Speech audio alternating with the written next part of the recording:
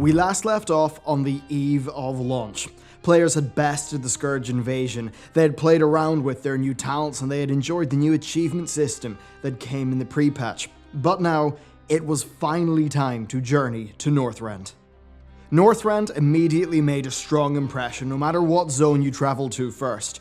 One could easily tell that Blizzard's world designers were not resting on their laurels. Howling Fjord is a perfect example of this, a zone that perfectly married its level design, its visuals, and its music to create one of the most evocative locations in the game. And while the Borean Tundra was a little bit weaker and would not stand the test of time, it still did make a strong impression back in the day. Blizzard's narrative improvements were immediately obvious. Both zones threw you right into the action as Howling Fjord players struggled against the game's new race of Raikou, and then Borean Tundra players fended off a massive Nairobian attack.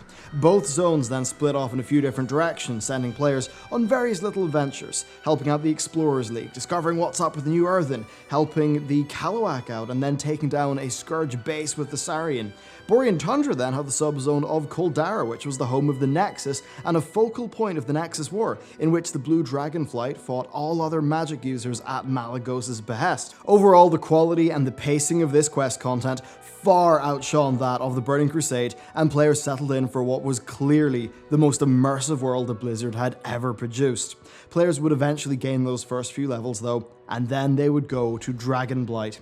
This was our first taste of the Northrend that we knew from Warcraft 3, a big frozen wasteland, but one that still had diverse points of interest, Kalawak villages, various dragon shrines, and the war zone surrounding Naxxramas. The sheer scale of this zone was mightily impressive, but it got even better than that, with its latter half having some of Blizzard's strongest storytelling to date. Players, having battled the Scourge for much of the zone, would then team up with a hero of their faction, and this was all done with a level of storytelling that was just a cut above prior expansions. Then of course it all led into the Wrathgate. Now the Wrathgate was Blizzard's first in-game cinematic. Crude by today's standards, and even by some of the standards of the day, but for Warcraft, a very large step up.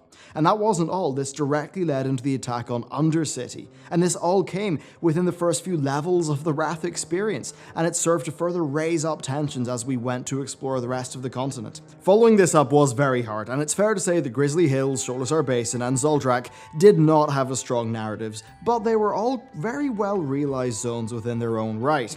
Grizzly Hills is probably one of the most emotionally resonant zones, I would say, in an expansion. It's a case where the visuals and the music just came together to make players, well, pretty much feel at home. Zul'Drak didn't really gel with me personally, but it did have a pretty cool storyline about the trolls selling out by sacrificing their Loa. And then Sholazar Basin was an extremely welcome change in pace. This Titan experimentation lab was a lush, dense jungle, something almost entirely different from the rest of Northrend. It had solid quests, great visuals, great music, and a interesting enough mutually exclusive faction choice between the Oracles and the Frenzy Paw. Now, by the time players had done all this, they were level 77, and they unlocked Cold Weather Flying, which was a requirement pretty much for the final two zones, Icecrown Glacier and Storm Peaks.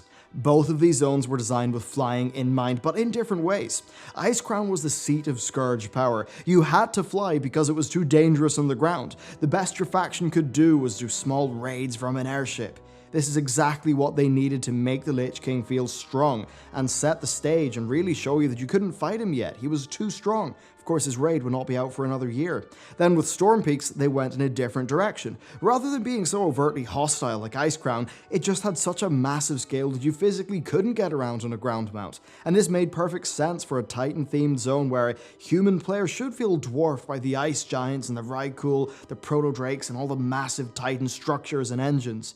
Both zones had very solid narratives. Storm Peaks had us questing with Thorim, which would be a great tie-in to the future Ulduar raid, and of course the Ulduar dungeons. Fans of Warcraft 3 then got the Bronzebeard reunion that reintroduced Muradin to the story of Warcraft. Storm Peaks overall was a hell of a time. It had cool quests, there was dragon riding, loads of nice little set pieces, and it had a scale that just did not feel like anything WoW had done before.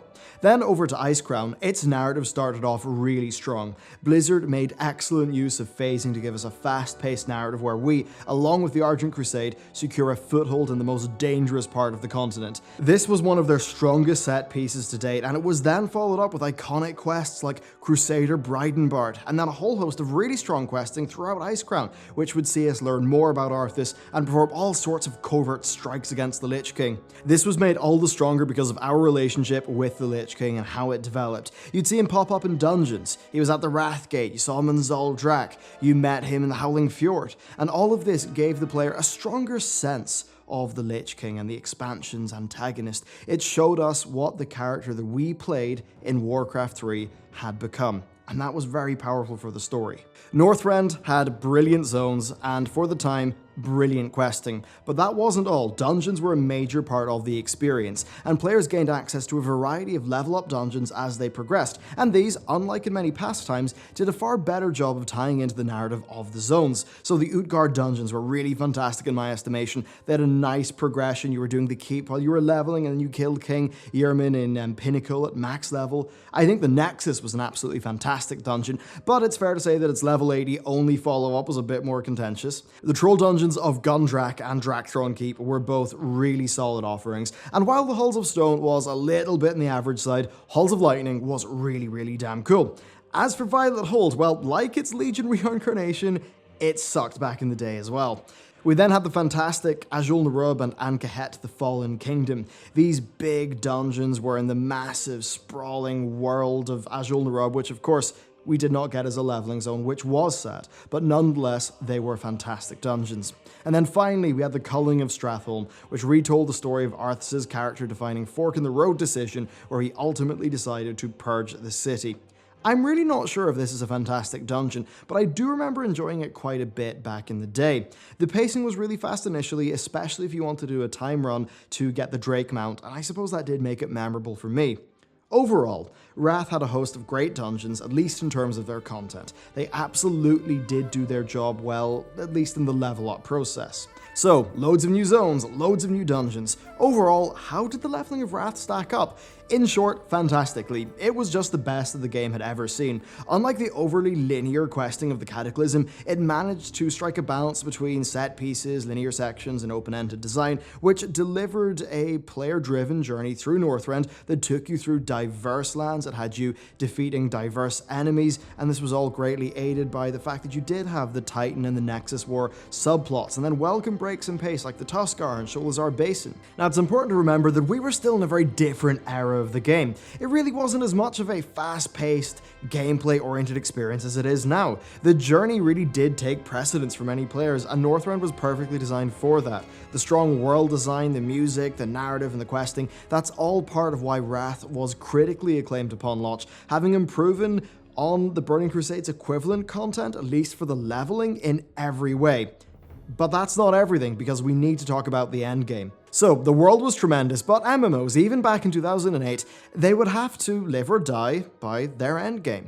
Now, with Wrath, this endgame would vary wildly as the expansion progressed. On launch, Wrath is best categorized as an accessible version of the Burning Crusade, but with a few extra bells and whistles. Now, seeing the success of TBC, Blizzard likely wanted to open that experience up to more players. So, like TBC before it, Wrath's endgame consisted of dungeons, raids, PvP professions, and reputations. None of that should be surprising to a modern World of Warcraft player, but what might be surprising is the slower pace. Now, to be clear, the pace of Wrath was blistering as compared to the Burning Crusade, but not so much when compared to the game as we find it today. So players would be doing daily quests for the game's many factions. Now, first, those factions did have some really cool mount rewards, but also, importantly, they had vital pre-raid gear as well as useful enchantments that would be needed. Now, the dailies were about on par with those of the Burning Crusade, and to be honest, I found them somewhat engaging but not amazing. Now, WoW was still young, and it's important to remember that getting the basic rewards was still exciting to people. Progression was quite simple and quite fair, so investing time into that content just felt reasonable and worthwhile to people. Now let's get into the cycles of gameplay. So most players would be doing their dailies. Then Wintergrass would be another vital part of their gameplay. Now this battle would kick off every few hours and it would bring in players from all around the world. You would earn Wintergrass commendations, which would get you some pretty decent rewards, but importantly, victory would give you access to the Vault of Archivon. Now this initially one boss raid was very easy, and essentially it did act as a chance of some free loot. Not so much that it would greatly devalue gear, and it did have the benefit that, well, it would give people a nice little dip into a raid-like experience that, unlike the modern world bosses of current expansions, still kind of felt like raid content because it was a pre-made group. Now, Wintergrasp was not balanced on most servers, and it was not a perfect system by any means. What I will say, though, is that it did its job quite well. It gave pace to Wrath's endgame, and it provided a valuable activity for casual players that didn't really take away from the hardcores. Now, as for Wintergrasp itself, I think people just wanted the fantasy of a big siege, and largely that is what they got.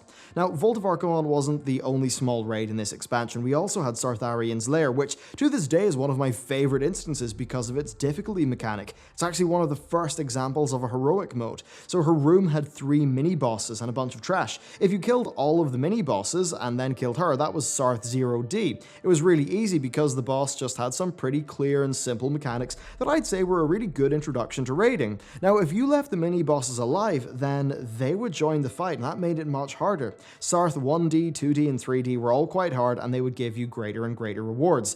And that really was an important thing. It was probably the hardest content in the game at the time, and if you saw somebody with the Drake mount reward from Sarth 3D, you knew they meant business. And then finally there was a third one boss raid, which was the Eye of Eternity, that had a simple enough achievement that players would be able to unlock decently quickly. Now, all of this meant that casual players had quite a lot of stuff to do every week, and best of all, it was pretty good quality content that didn't waste their time. Then on the dungeon front, Wrath continued the Burning Crusades heroic difficulty mode, but in name only, because it was far easier. For casual players, now, failure rates still were high enough, especially with bosses like Halls of Lightning's Loken, and I would argue that it was actually quite well targeted towards most of that section of the player base. But the problem was that experienced players, especially those in guilds, found these heroics to be trivial. Where they previously had really challenging heroics, they now had cakewalks. And sure, the TBC ones were eventually made easy with gear, but that was a process that was far slower than it was with Wrath. Sadly for these experienced players, Wrath of the Lich King's first raid would really disappoint.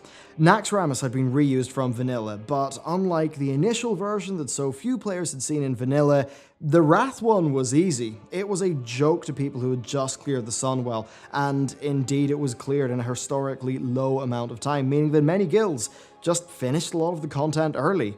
Nax was, however, a great introduction for newer raiders. You could kind of see it as being the high mall of this expansion, but only if high mall didn't have a mythic mode to actually keep the bleeding edge players happy. On reflection, I think that the main problem is that Nax 25 was undertuned. You see, Wrath made big changes to raid difficulties, and raids came in both a 10 and 25 player mode, with 10 being easier and 25 being harder. So 10 being easy and kind of accessible, that was totally fine, but well, the option that was in place for the dedicated players just was not up to par. This, along with the easier than expected heroic dungeons, led to widespread criticism of Wrath of the Lich King's endgame. Now, it still did perform quite well, and that likely made it clear to Blizzard that serving this casual audience was a worthwhile ambition. Wrath of the Lich King would go on to, well, essentially nail this balance.